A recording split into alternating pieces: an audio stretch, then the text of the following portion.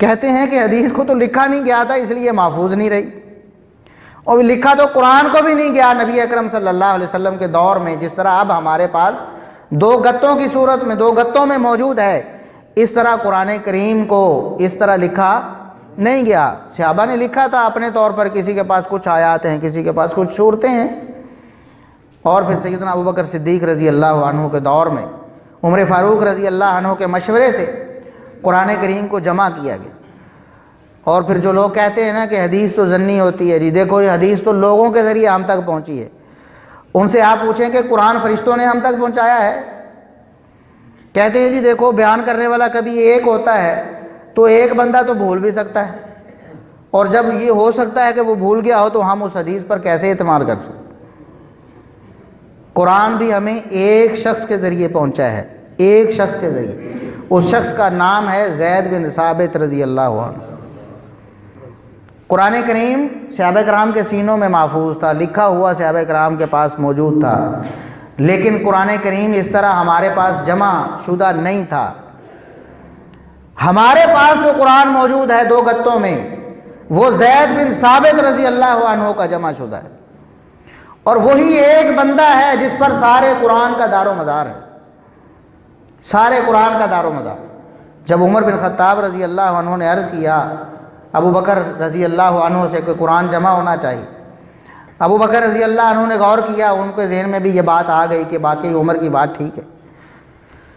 اب نظر انتخاب پڑی ہے تو زید بن ثابت رضی اللہ عنہ کو سیدنا ابو بکر صدیق رضی اللہ عنہ نے فرمایا کہ زید آپ نوجوان ہو اور پھر بڑے باشعور نوجوان ہو، ہمیں آپ پر کسی قسم کا کوئی شبہ نہیں ہے، ہم آپ کی یہ ذمہ داری لگاتے ہیں کہ آپ قرآن کریم جمع کریں۔ قرآن کریم کو سب لوگوں سے، سب صحابہ کرام سے، سب لکھے ہوئے صحیفوں سے، جہاں جہاں جتنی آیات لکھی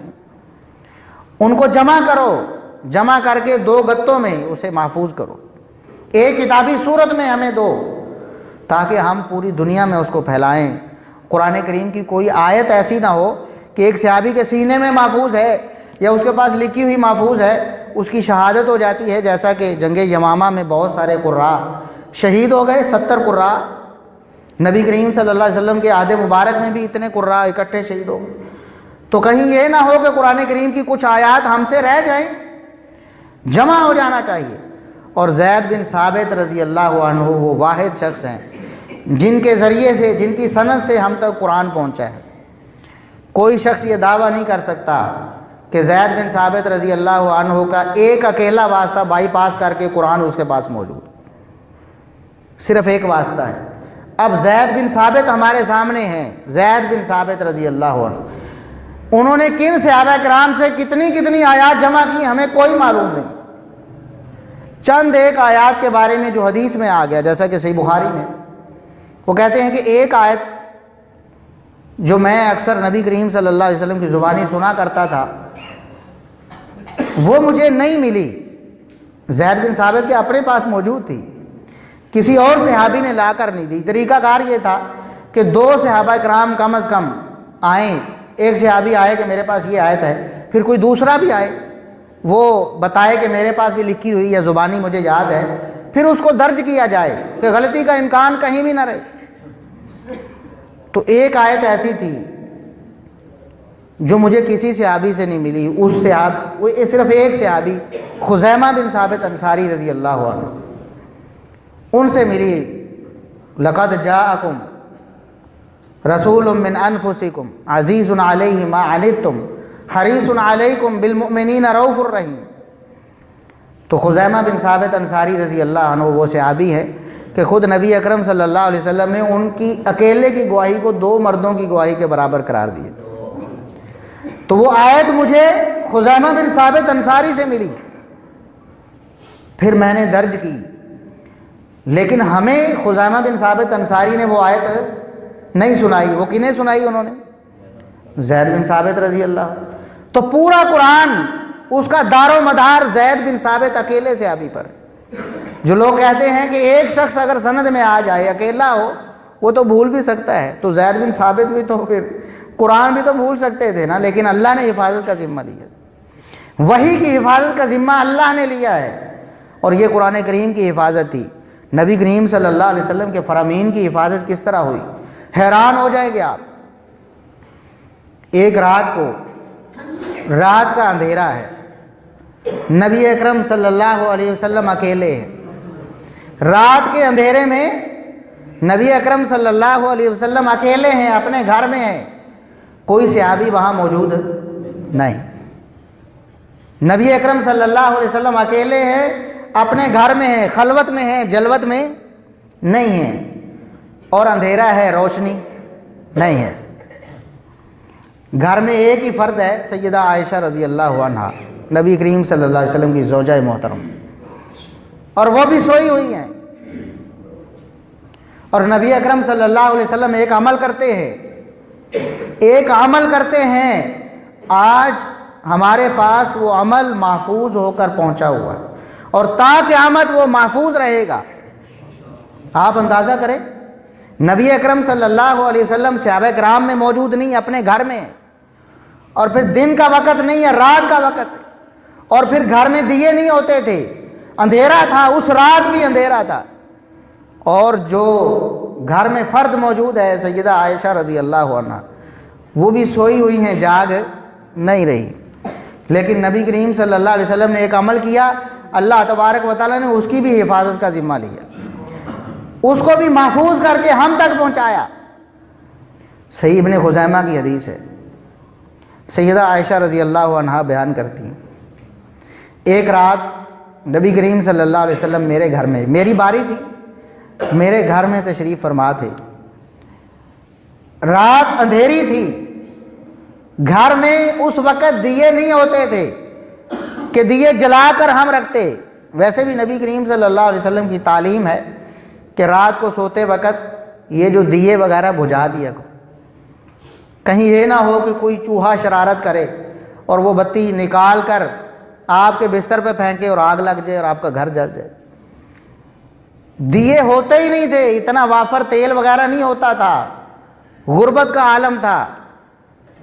اتنی زیادہ ہمت استطاعت نہیں تھی نبی کریم صلی اللہ علیہ وسلم کے پاس بھی اور صحابہ کرام کے پاس بھی کہ مسجد نبوی میں ہی دیے جلا کر نمازوں کے اوقات میں روشنی کر لی جاتی۔ جو تاریکی اندھیرے کی راتیں ہیں، وہ نمازیں ہیں، وہ اندھیرے میں ہی پڑھی جاتی تھی۔ تو نبی کریم صلی اللہ علیہ وسلم کے گھر میں بھی اندھیرا ہے، سیدہ عائشہ رضی اللہ عنہا سوئی ہوئی ہیں، کہتی ہیں کہ اچانک میں بیدار ہوتی ہوں، اچانک بیدار ہوتی ہوں، اور خود بیدار نہیں ہوئی، اللہ تبارک و تعالیٰ نے بیدار کی۔ اللہ تبارک و تعالیٰ نے یہ انتظام کیا تھا کہ میرا نبی محمد الرسول اللہ صلی اللہ علیہ وسلم رات کی تاریکی میں لوگوں سے جدا ہو کر اندھیرے میں اکیلا ہے اور ایک عمل کر رہا ہے، اور یہ عمل اس کی امت تک محفوظ ہو کر پہنچنا چاہیے۔ سیدہ عائشہ رضی اللہ عنہا ہڑبڑا کر اٹھی ہیں۔ ہڑبڑائی کیوں ہے کہ نبی اکرم صلی اللہ علیہ وسلم بستر پر نہیں، میرے گھر میں ہیں، میری باری ہے، میرے پاس تشریف فرما تھے، ہم اکٹھے سوئے ہیں، لیکن اب اچانک کیا ہوا ہے کہ محمد الرسول اللہ صلی اللہ علیہ وسلم بستر پر نہیں۔ اچانک اٹھتی ہوں تو اندھیرے میں ہاتھ مارتی ہوں ادھر ادھر کہ نبی اکرم صلی اللہ علیہ وسلم گھر میں کسی اور جگہ تو نہیں، حجرے میں کہیں اور تشریف فرما تو نہیں ہے، مجھے پتہ چلے حجرے میں ہیں کہ کہیں باہر گئے ہیں۔ کہتی ہیں کہ میں ہاتھ مارتے مارتے، میرا ہاتھ نبی کریم صلی اللہ علیہ وسلم کے دونوں پاؤں مبارک پر پڑا ہے، دونوں پاؤں مبارک پر میرا ہاتھ پڑا ہے، اور میں نے دیکھا آپ صلی اللہ علیہ وسلم کے دونوں مبارک پاؤں ملے بھی ہوئے تھے اور کھڑے بھی ہوئے تھے، اور آپ صلی اللہ علیہ وسلم اس وقت سجدے کی حالت میں تھے۔ اور نبی کریم صلی اللہ علیہ وسلم کے سجدے کا یہ طریقہ دنیا کی کسی حدیث میں، کسی کتاب میں نہیں ہے سوائے سیدہ عائشہ رضی اللہ عنہا کی اس حدیث کے، جو رات کے وقت اندھیرے میں جب سیدہ عائشہ رضی اللہ عنہا سوئی ہوئی تھیں، اس وقت اکیلے محمد الرسول اللہ صلی اللہ علیہ وسلم اندھیرے میں وہ عمل کر رہے تھے۔ اللہ تبارک و تعالیٰ نے سیدہ عائشہ رضی اللہ عنہا کے جاگنے کا منصوبہ اس کو پایہ تکمیل تک پہنچایا، وہ جاگی ہیں، اور پھر ویسے بھی وہ آواز بھی دے سکتی تھی، تھوڑا انتظار بھی کر سکتی تھی نا، لیکن انہوں نے فوراً ہاتھ مارا ہے، اللہ کی طرف سے۔ ان کے ذہن میں یہ بات آئی کہ میں ہاتھ مار کے دیکھوں کہ رسول اکرم صلی اللہ علیہ وسلم کہاں تشریف فرما۔ اندھیرے میں ہاتھ پڑا ہے پاؤں مبارک پر، اور وہ عمل آج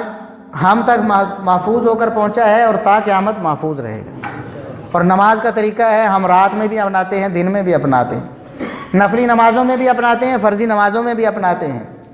ہر نماز میں سجدے کا طریقہ یہی ہے، کس طرح محفوظ ہو کر پہنچو، اندازہ کریں۔